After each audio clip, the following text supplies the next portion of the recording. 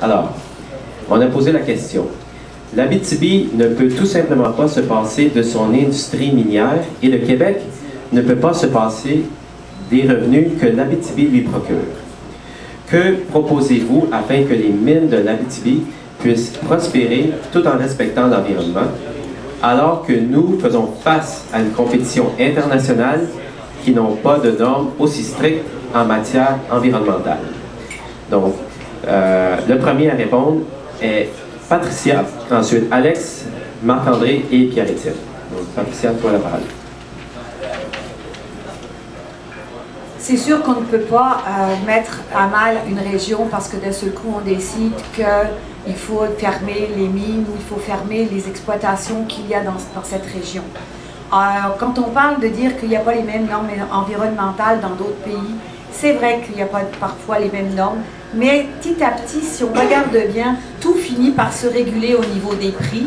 Et celui qui amène un produit d'un autre endroit et qui est moins cher, à un moment ou à un autre, on se rend compte que ce produit-là, il était moins cher, mais pas seulement à cause de normes environnementales, mais à cause de la qualité du produit qui peut nous être apporté. Pour prendre un exemple, il y a quelques années en arrière, l'acier a eu un grand boom en venant de l'étranger, jusqu'à ce que ceux qui l'utilisaient se rendent compte que ce n'était pas un produit de qualité.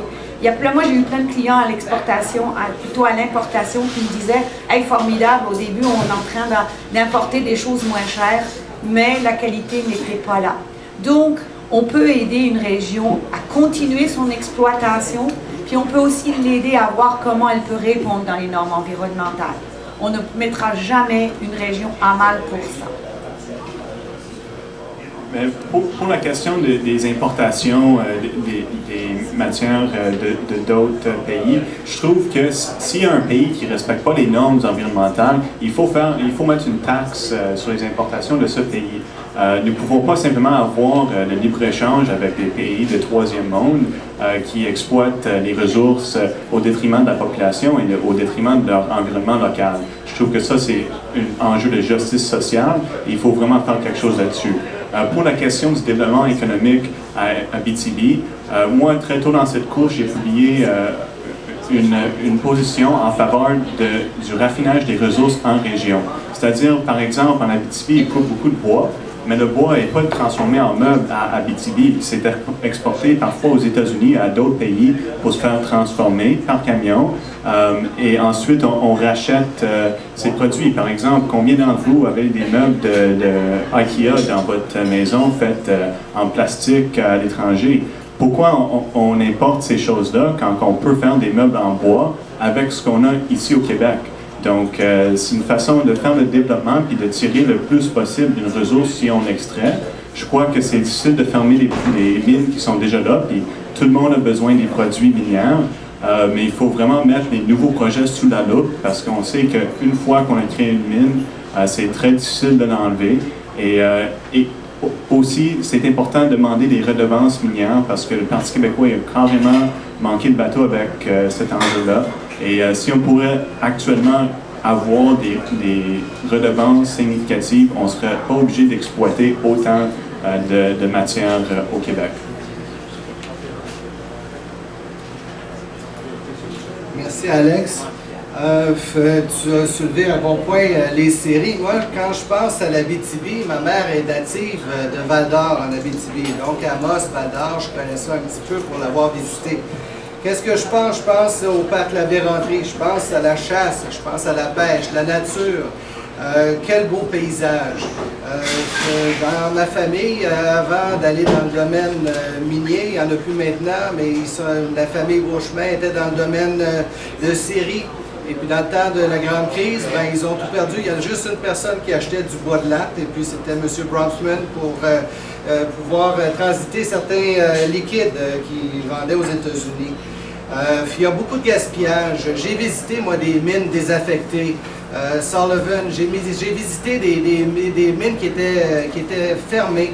Et puis, c'est triste, c'est malheureux quand tu vois ça, ce qu'on appelle des shutdowns, là, mais complets, là, quand tu dis là, que tout le monde est parti à la maison.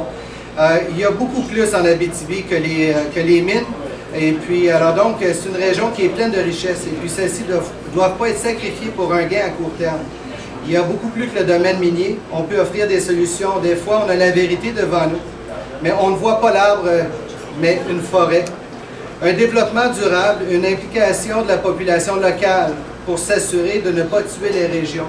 Les Autochtones sont partout, sont visibles, sont impliqués, puis il faut les impliquer encore plus. Les Autochtones nous regardent, ils nous regardent, puis ils nous analysent, puis ils disent, un jour, ils vont comprendre qu'il ne faut pas juste prendre de la nature.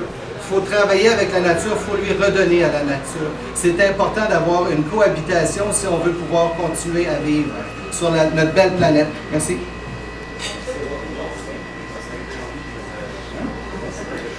OK, la question elle a deux volets. D'abord, comment faire concurrence avec les entreprises qui ne font pas de mesures environnementales, puis comment exploiter de manière écologique les mines. Donc, d'une première part, je suis d'accord avec une taxe aux pays qui ne font pas du tout de mesures environnementales et qui polluent la planète. Parce que même si on devient gouvernement du Québec éventuellement, on demeure dans la même planète que tout le monde. Alors si d'autres gens polluent leur section de planète, ben, ça nous va nous toucher à nous aussi également. Donc c'est à nous de mettre des mesures pour forcer les entreprises partout qui veulent vendre ici, à avoir les mêmes critères responsables qu'on a ici, pour pas qu'il y ait de concurrence déloyale avec nos entreprises aussi. Et pour améliorer l'aspect écologique de l'exploitation des mines, je crois qu'il faut vraiment avoir un fonds de responsabilité, d'éco-responsabilité, que les entreprises vont être obligées de contribuer. Et puis, lorsque l'entreprise va fermer ou elle va être finie d'être exploitée, si tout est bien arrangé, on va tout simplement rendre l'argent que les entreprises ont contribué, puisqu'on n'a pas besoin de la dépenser. Et s'ils ne font pas leur travail de renouveler le territoire, de le rendre à nouveau en bon état, eh bien, on va utiliser cet argent-là pour le faire. D'ailleurs, cette idée-là a été proposée par Eric qui est dans mon équipe. Je tiens à dire, quand le mérite ne vient pas de moi, il vient de quelqu'un d'autre. Alors, merci Eric pour cette bonne idée.